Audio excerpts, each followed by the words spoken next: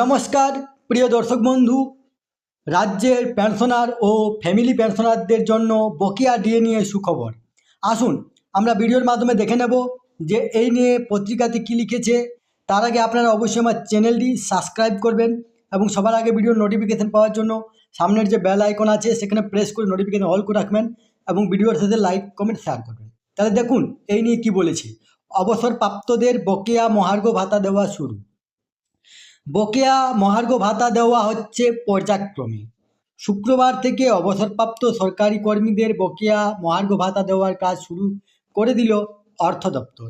সরকার পরিচালিত সংস্থা, শিক্ষা প্রতিষ্ঠান, নিগম, পুরসভা, পঞ্চায়েত কর্মীদের বকেয়া মহার্ঘ ভাতা দেওয়ার জন্য প্রয়োজনীয় পদক্ষেপ করতে শুরু করেছে রাজ্য।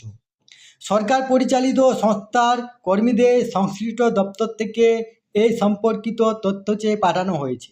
নবান্ন সূত্রে খবর, 2016 থেকে 2019 পর্যন্ত সময়ে সংস্থাগুলির কর্মীদের বকেয়া মহার্ঘ ভাতার পরিমাণ কার কত তা অর্থ দপ্তরের বলে দেওয়া নির্দিষ্ট পদ্ধতিতে জমা দিতে বলা হয়েছে। প্রথম পর্যায়ে সরকারি কর্মী, অবসরপ্রাপ্ত কর্মী ও পারিবারিক পেনশন প্রাপকদের মহার্ঘ ভাতা মেটাবে রাজ্য। এই তথ্যটি আপনাদের সাথে শেয়ার করলাম। সুস্থ থাকবেন, ভালো থাকবেন, ধন্যবাদ।